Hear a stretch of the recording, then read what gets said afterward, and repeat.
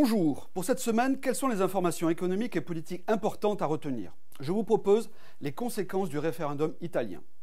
Les élections européennes ont eu lieu dimanche 4 décembre. La semaine dernière, je vous parlais des deux élections fatidiques pour l'Europe de Bruxelles. La première, l'Autriche, où notre allié, le candidat patriote du FPO, certes n'a pas été élu à la présidence, mais il a fait une formidable poussée à un niveau très élevé de 46%, servant de base aux prochaines élections nationales en Autriche. En revanche, le plus important est le résultat du vote du référendum en Italie. Les Italiens, à 60%, ont dit non à la politique du Premier ministre Matteo Renzi, et surtout un non sans appel à l'idéologie immigrationniste et austéritaire de l'Union européenne.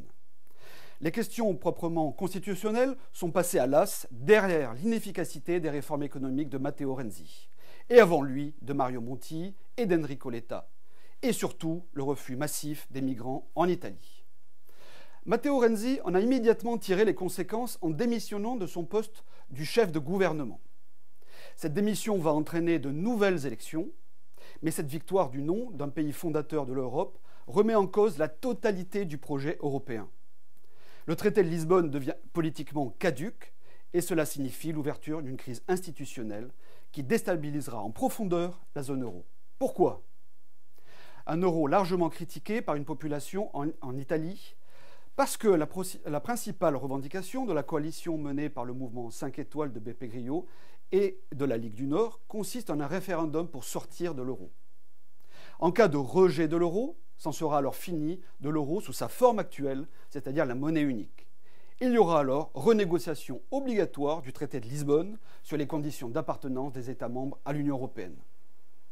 En attendant, l'Italien Mario Draghi, encore un autre, le président de la BCE, a peur qu'une contagion de la crise financière se propage dans toute la zone euro. Il va donc accentuer les rachats obligataires pour tenter d'enrayer la crise de la dette souveraine en Italie. De plus, le système bancaire italien est en grave crise de solvabilité avec ses grandes banques, Montepaschi, Unicredito, Banco Popular.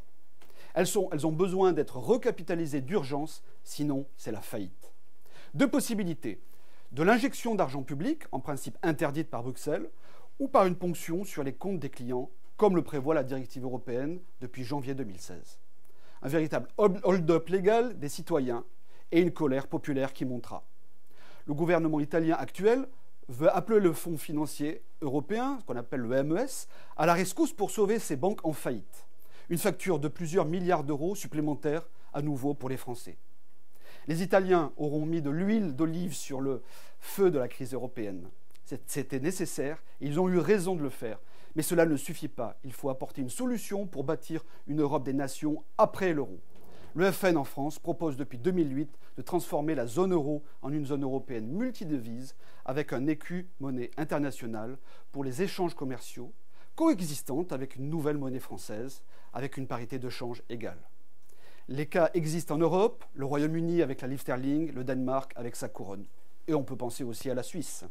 L'euro n'est pas la solution au problème de l'austérité, mais le problème. Les Italiens l'ont compris. Une brève française également, pour terminer. Un sujet d'inquiétude depuis quelques mois, la situation de secteur parapétrolier en France avec CGG. CGG, anciennement Compagnie Générale de Géophysique, Veritas, est une entreprise française spécialisée dans l'exploration du sous-sol.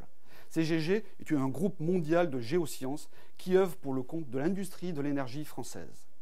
Ces sociétés accompagnent les producteurs de pétrole pour la localisation et l'estimation des champs d'exploitation. À la suite de la baisse du pétrole, Technip, mais surtout la CGG, ont connu des difficultés financières très importantes. Après des licenciements massifs, la société a vu son cours de bourse fondre depuis 2 ans. Aujourd'hui, elle s'est séparée de la moitié de ses navires d'exploitation et songe à remplacer le personnel navigant français par des étrangers. Une faute de gestion grave pour une entreprise soutenue par les capitaux publics de la BPI France, qui est la Banque publique d'investissement, et également de l'Institut français du pétrole. Il faut espérer que le rebond et la probable stabilisation des cours après l'accord de l'OPEP permettra à ce secteur de se redresser et de maintenir les emplois en France. À bientôt.